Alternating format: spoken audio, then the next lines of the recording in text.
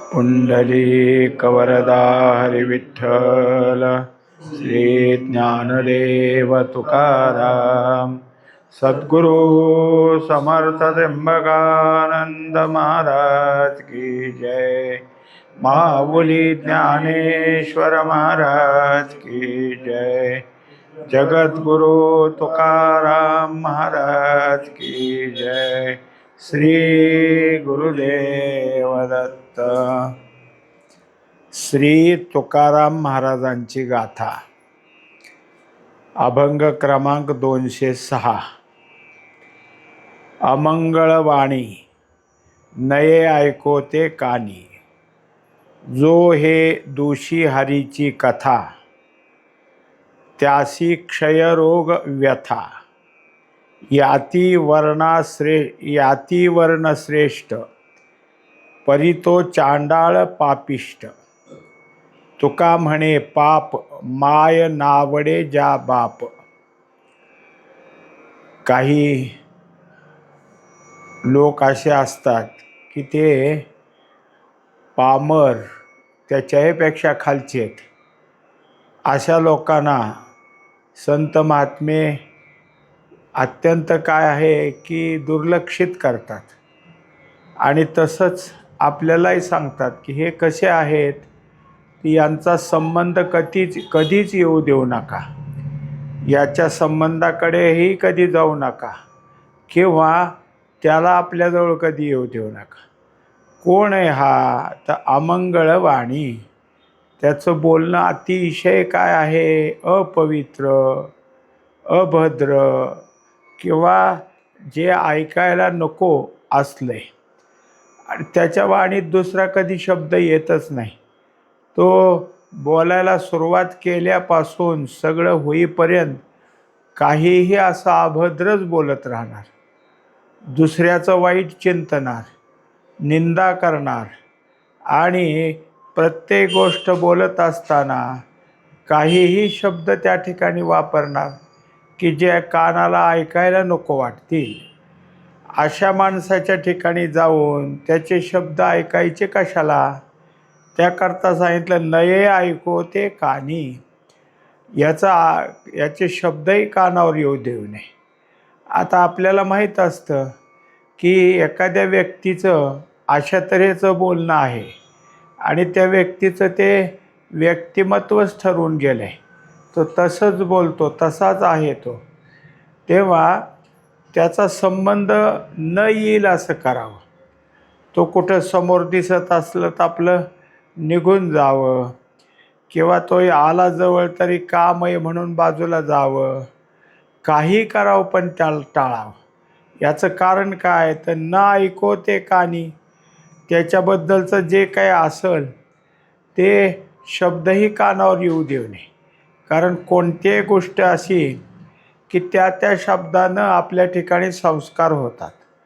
एखाद्या माणसाबरोबर आपण जर काही काळ राहिलो, 4-8 दिवस, तर त्याच्या बोलण्याची ढब, त्याचे शब्द उच्चार ते आपल्या अंगी सुद्धा लागत असतात।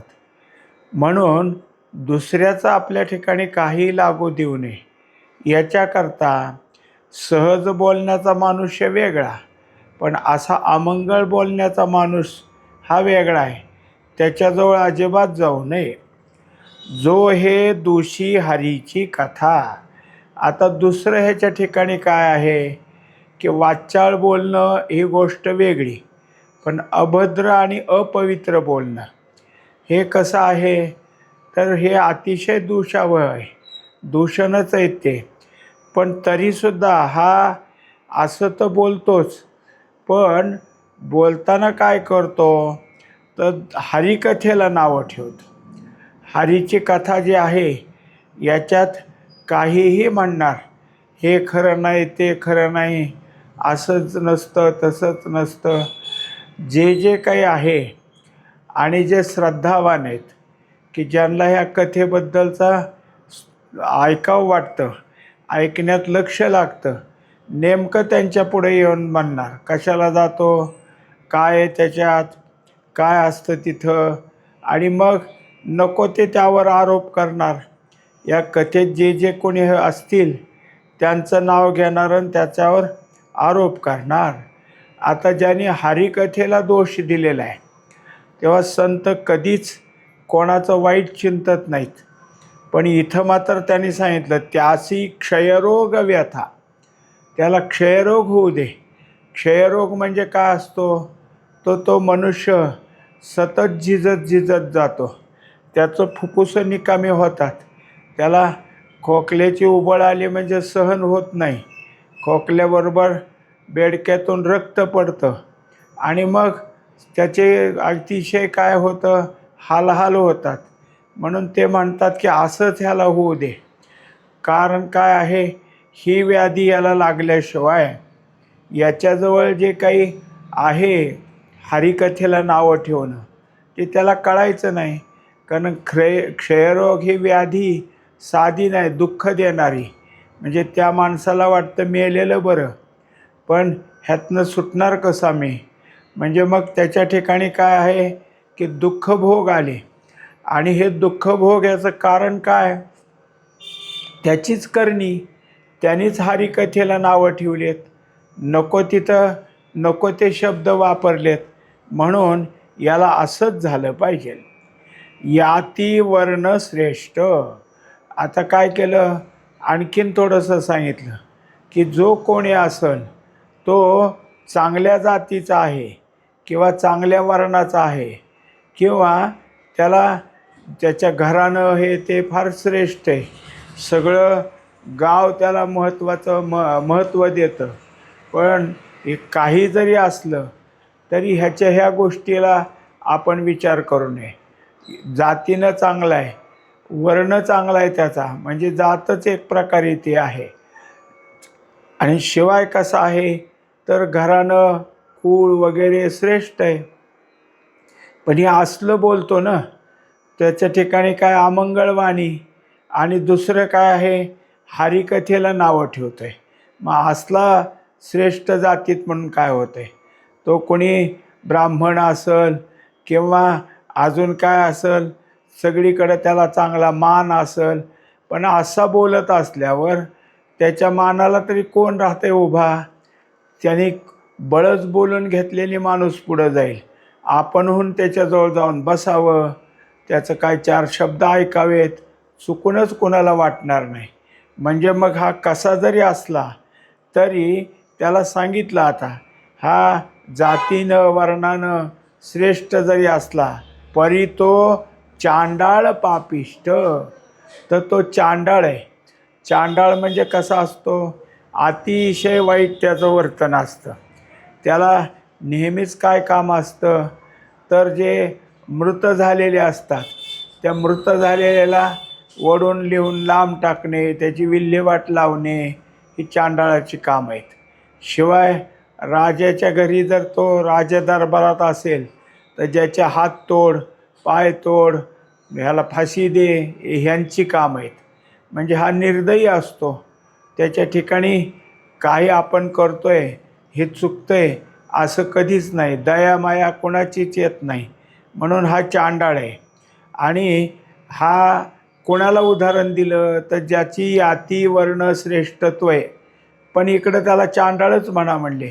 याच्या ह्या वरच्या जातीला काय असेल त्याला बघू नका.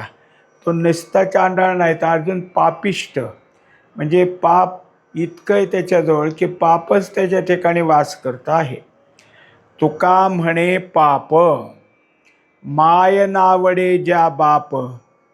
आता त्याच्यानंतर त्याच्याजवळचं पाप कसं आहे तर आत्ता तर पाहिलं आपण की त्याला दया नाही, त्याला कुठल्या देवदेवतेबद्दलचा आदर नाही, पूजनीयता नाही.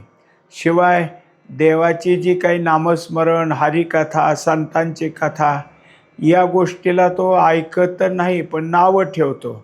असा जो कोणी असेल तो तर मुळात पापीच आहे. आणि मग त्याच्या त्या पापाला पुढं काय दाखवलं, त्याचं पाप कसं आहे आता तर माय नावडे ज्या बाप. आता त्याला आई वडील ह्याचं कुठलं प्रेम आलं आहे, काय आहे त्याच्याजवळ? कारण प्रेम हा शब्दच त्याला माहीत नाही, दया हा शब्दच त्याला माहीत नाही. तर काय म्हणजे तो जसं इतराला बोलतो अभद्रवाणीनं, तसं आईलाही तसंच बोलणार, बापालाही तसंच बोलणार. नको तिथं 4 माणसात त्यांचा पाणउतारा करणार, 4 माणसात त्याला काही पण बोलणार. हे काय आहे की त्याच्या ठिकाणी, कारण हे त्याच्या अंतःकरणात, त्याच्या शरीरात सगळं पापच भरून गेलेलं आहे ना. आता दुसरा पर्याय किंवा दुसरं ह्यातलं एक सांगितलं. अजून काय, तर माय आणि बाप हे कोण आहे आमचं, तर देवच आहेत. देव माय बाप आहेत. जसं अनाथ ह्याच्यात म्हणलं त्यांनी, माय जगन्नाथ बाप जगन्नाथ. हे जसं आहे. आता तुमची आमची माय कोण असल, तर ते सांगतात अहितापासून काढिती हित देवोनी वाढविती, नाही श्रुती परवती माऊली जगा. खरी माऊली कोण, तर श्रुती माऊली. आणि श्रुती माऊली काय करते, तर अहित काय आहे ते आपल्याला काढते त्यातनं, आणि हितदेवोनी वाढविती. तसं असतं. मग हे मायबाप जे आहेत त्यांचीच हरिकथा आहे, तेच आहेत हरिकथेतले. मग त्यांची जर हरिकथा हा दोष देतो, तर अजून कसलं पापी म्हणावं त्याला. किती पाप झालं. इतराला दोष देणं, इतराला वाईट बोलणं ही गोष्ट सोडून द्या. पण देवालाच म्हणायला लागला, देवाला नावं ठेवायला लागला, देवाचे चरित्र, संताचे चरित्र यांना जर नावं ठेवत असेल, तर त्याच्या इतका अजून पाप कोणाकडं असणार. तो झाला, याला काय झालं, पापाचा वज्रलेप आहे. म्हणजे पाप जसा एखादा वज्रलेप असतो, म्हणजे तो कधी ढळत नाही, तसं ह्याचं पाप कधीच ढळणार नाही.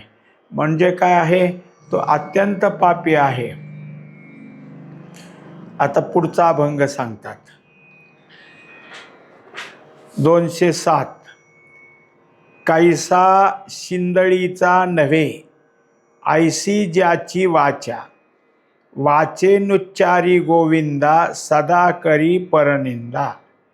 कैसा निरय गावा, जावोनी पवे विसावा, तुका म्हणे दंड, कैसा न पवे तो लंड. हा 4 चरणाचाच अभंग आहे. वरचा विषय तसाच हा पण विषय आहे.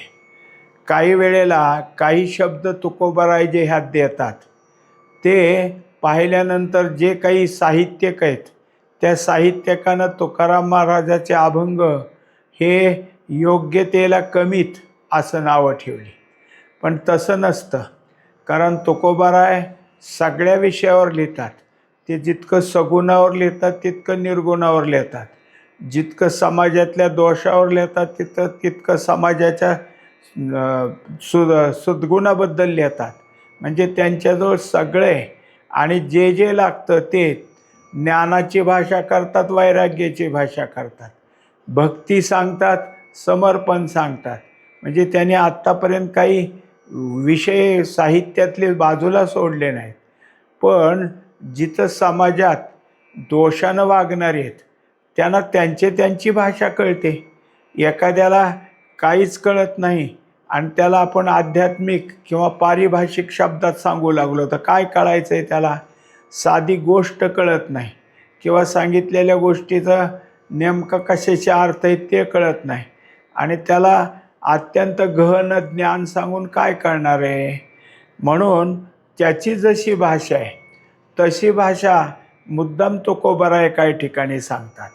आता इथंही तेच सांगितलं की हे जे काही नाव घेतलं आहे ती एक स्त्री, ती स्त्री म्हणजे कैसी, तर शिंदळीचा म्हणजे कशी, तर जारिणी. तिला तिच्या ठिकाणी कसं आहे, स्वैराचार आहे. अनेक ठिकाणी अनेक पुरुषाशी तिचा संबंध येतो, आणि तिच्या पोटी जन्मलेलं बाळ हे नेमकं कोणाचं हे सांगता येत नाही. म्हणजे ते जे काही आहे ते कसं आहे, तर त्याच्या ठिकाणी सुद्धा हिचेच संस्कार असतील. म्हणून मग नव्हे हा पुढच्या चरणातला भाग इथं आला. तिचा म्हणजे ज्या अर्थी हा असा वागतोय, असे नावं ठेवतोय, असं देवाला नाव ठेवतो, हरिकथेला नाव ठेवतो, अजून कोणा कशाला नावं ठेवतो, तो असल्या तर बाईचा नसेल का, असं तुकोबारायाला म्हणायचं आहे. ऐशी ज्याची वाचा, कारण ज्याच्या वाचेमध्ये वरच्या अभंगात जसं आपण पाहिलं की अमंगळवाणी, कधीच त्याच्या ठिकाणी चांगलं शुभ बोलणं कधीच यायचं नाही, तो अशुभच बोलणार नेहमी. मग हा काहीतरी समजले की हा काहीतरी असा सहज नाही, हा कशाने जन्माला आलेला आहे, असा चुकीच्या आणि चुकीचं वागणाऱ्या स्त्रीच्या पोटी जन्माला आलेला आहे. म्हणून तर ह्याच्या मुखात सतत असले शब्द आहेत. कधीसुद्धा त्याला एक सरळ शब्द बोलता येत नाही. म्हणजे तो अनेक गोष्टी बोलत असताना पहिल्या वाक्याची सुरुवात शिवीगाळीपासून आणि वाक्याचा शेवट शिवीगाळीपासून, इतकं त्याच्या मुखात ते बसलं आहे. आपण कुठं बसलो, कोण आहे आपल्यासमोर, आपण सामाजिक ठिकाणी बसलो आहे का, चांगल्या ठिकाणी म्हणजे मंदिराच्या दारात किंवा मंदिराजवळ आहे का, काही भान नाही, कुठे असलंच बोलणार. किती माणसं असून काही असो, त्यांच्यापुढं त्याचं सगळं बोलणं याच पद्धतीचं. मग ह्याला वाचा अशी का? मग ह्याच्या ठिकाणी हे संस्कारच नाहीत ना. जिथून जन्माला येतो ते जन्मसंस्कार असतात.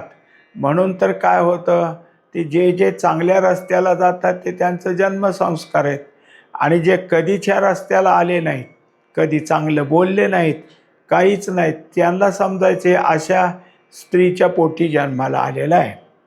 वाचेनुच्चारी गोविंदा. आता कधीच नाही, म्हणजे देवाचं नाव हे त्याला माहीत नाही. कारण त्याची गोष्ट अशी की जगात कोणी पुरुष त्याच्या पुढे येऊ द्या, तो त्याला सरळ नावाने कधी हाकच मारत नाही. तो जो काय असेल त्याला काय आहे, प्रत्येक गोष्टीला त्याच्या ठिकाणचं नाव काहीतरी बेडअप करूनच मानणार. म्हणजे जर निस्ता राम असं नाही म्हणणार, राम्या म्हणणार, हऱ्या म्हणणार. म्हणजे हे सतत त्याच्या ठिकाणी काय आहे, कोणी कसाही असो त्याला याच पद्धतीचं शब्द बोलतो. मग त्याच्या वाचेच्या ठिकाणी गोविंद, गोपाळ, हरी, मुरारी हे शब्द कुठून येतील? कधीच येणार नाहीत. कारण हे शब्द त्याच्या वाचेला माहीतच नाहीत ना. त्याची वाचा नेहमीच त्या पद्धतीची. माणसं कधी कधी का नाही, एखादा माणूस जर जरासं इकडं तिकडं बोलला, कधी नाही बोलत पण चुकून बोलला, तर त्याला माणसं नावं ठेवतात. तू का आज करोडो कारल्याची भाजी खाऊन आला काय, म्हणून असा बोलतोस, त्याला असं म्हणतात. पण हा तर सततच बोलतोय, मग ह्याला दुसरं काय खाद्यच नाही काय, प्रत्येक वेळेस कडूच पदार्थ खातो काय? पण आतूनच रक्त घटक तसा आहे ना. त्याच्यामुळं त्याच्या मुखातून कधीच उच्चार होत नाहीत, नामस्मरणाचा उच्चार नाही. म्हणजे मग हा काय करतो, तर अनेक गोष्टी बोलल पण देवाचं नाव नाही. सदा करी परनिंदा. आणि मग सगळंच, म्हणजे कोणी मनुष्य येऊ द्या, समोरून मनुष्य दिसो, एखादी स्त्री दिसो, कोणी दिसो, झालंच ह्याचं सुरू, हे आलाय, ह्या असा आहे, हा तसा आहे, अमुक आहे, तमुक आहे. सगळ्या गोष्टी ह्याच्यात काय आहे की जसं काय त्याचा इतिहासच यांनी सगळा पाठ करून ठेवला आहे. बरं, सगळे ह्याला एकही मनुष्य चांगला आहे, सज्जन आहे असं दिसतच नाही. प्रत्येकाच्या ठिकाणी काहीतरी काढणारच. एखाद्याने काहीतरी समाजहिताचं काम काढलं की फुकट करतोय काय, काहीतरी इच्छा दिसते, ते असंच आहे, झालं सुरू. याच कुठल्याही पुरुषाला, कुठल्याही स्त्रीला तो सतत काय करणार, निंदा करणार. म्हणून तो कसा आहे, तर सदा करी परनिंदा. दुसऱ्याची निंदा करणं हेच त्याच्या वाचेमध्ये नेहमी आहे. कैसा निरय गावा. आता सांगितलं की असा जर हा वागतो, असं बोलतो, झालं, कधी भगवंताचं नाव घेत नाही आणि सतत परनिंदा करतो, मग हा कुठं जाईल? हे दुसरीकडं कुठं जायचं म्हणले, हा नरकालाच जाणार. कारण नरक हेच त्याचं कायमचं गाव आहे. तो हे सगळं करून करून कुठं जाणार आहे? नरकाला जाणार आहे. कारण तिकडं जाण्याच्याच सगळ्या गोष्टी ह्याच्याजवळ आहेत. जावोनी पवे विसावा, तोपर्यंत ह्याला विसावा नाही. हा जर काही करत असेल तर तिथंच, म्हणजे ज्याच्या त्याच्या ठिकाणी हेच. एक मनुष्य असाच होता, खूप कोणालाही काही त्रास द्यायचाच, कमालीचा त्रास द्यायचा. सगळीकडं काय आहे, लोक त्याला कंटाळली, अख्खं गाव कंटाळलं. म्हणजे आता काय करावं, हे नीट बोलत नाही, काही नाही, कोणाची निंदा करतो, वाईट आहे हा. आणि लोकांनी त्याला टाळायला सुरुवात केली. आता हा जो होता तो किती केला तरी तसाच होता. कोणी बरं त्याला कोण समजून सांगणार आहे? समजून सांगण्याच्या प्रयत्नात कोणी जात नसायचं. आणि हा कोणाचं समजून घ्यायचा आहे? तो फार शहाणा आहे म्हणायला पहिल्यांदा बसलेला आहे. आता शेवटी त्याला काय आलं, की कळून आलं की आपण आता मरतोय, आता आपलं काही खरं नाही.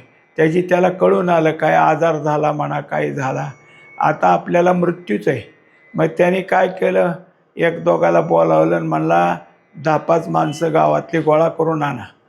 आणि त्याने आणली. आता म्हणले ह्याच्याकडे कशाला जायचं आहे, बरं झालं मरायला लागले, गावाची पिढा गेली. लोक म्हणायला लागले. पण म्हणले काय म्हणतोय बघू.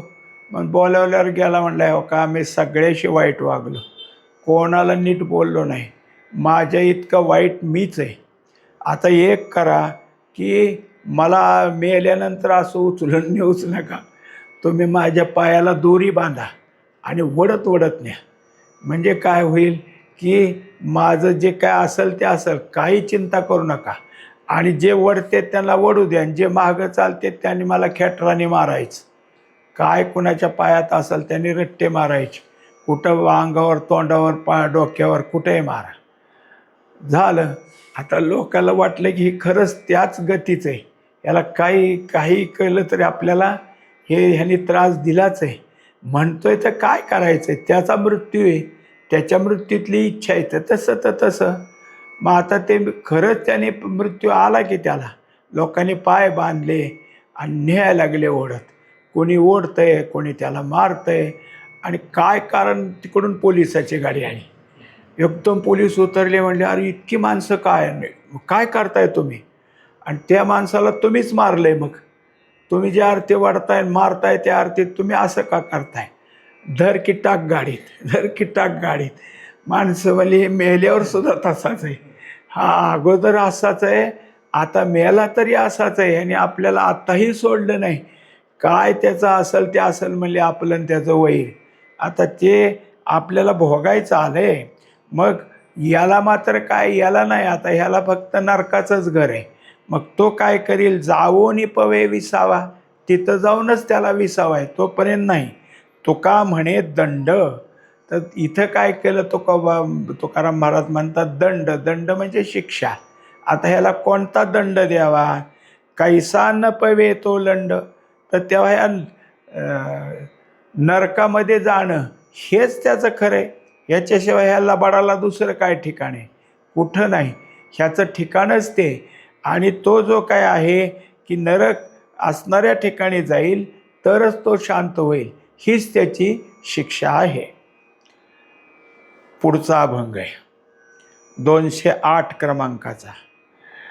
गर्भाचे धारण तिने वागविला शीण, व्याली कुऱ्हाडीचा दांडा, वर न घालीच तोंडा, उपजला काळ कुळा लाविला विटाळ, तुका म्हणे जाय नरका अभक्ताची माय.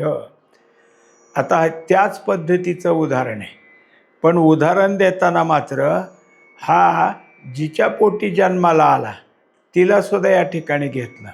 काय म्हणतात, तर गर्भाचे धारण, हिने जे काही गर्भ धारण केला आणि गर्भ वाढवला ते निष्करण तिने आपला स्वतःचा शेण करून घेतला आहे. कारण कोणत्याही स्त्रीला ती गर्भवती राहिल्यापासून बाळांत होईपर्यंत आपल्याला काहीतरी बाळ होणार याचा आनंद असतो, पण हिला मात्र कधी आनंद झाला नसेल. कारण का, हा जो काही पोटात होता तेव्हा आणि जन्माला आला तिथून पुढं सतत वाईटच आहे. मग हिने जे काही धारणा केली, गर्भधारणा झाली, ते ही निष्करण तिला सीन झालेलं आहे. कारण हे बाळ सद्गुणानं जन्माला आलेलं नाही, दुर्गुण म्हणून जन्माला आलं.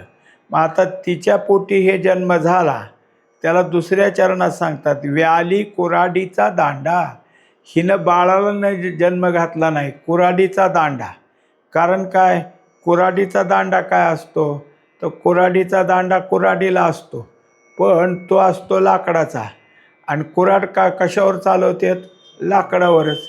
म्हणजे मग ह्या दांड्याने आपल्याच गोताला सगळ्याला मारायला सुरुवात केली. म्हणून हा जो कुऱ्हाडीचा दांडा गोतास काळ, तर तो आपलंच गोत खाणार आहे. ही बाई निस्ती जन्माला आली, जन्माला घातलेलं बाळ नाही, तर तिने काय केलं आहे, कुऱ्हाडीचा दांडा जन्माला घातला. म्हणजे तिचं सगळं कुळ आणि आसपास असलेले नातनातलग या सगळ्याला हा त्रासदायक झाला. वरण घालीचं तोंडा. आता किती संत महात्मेसुद्धा चिडले, म्हणजे किती बोलतात. म्हणजे ही जन्माला बाळाला घातल्यावर तो जो काही वर म्हणजे गर्भावर असलेलं वेष्टन, त्याला जार म्हणतात. हे जारसुद्धा तिने कुठं नीट ठेवला नसेल, ह्याच्या तोंडावरच टाकला असेल. म्हणजे बाळाचं ते बाजूला काढून कुठंतरी नेऊन पुरतात, पण ही असलं जन्माला आले म्हणून त्याच्या तोंडावर तो मारलेला असावा. उपजला काळ.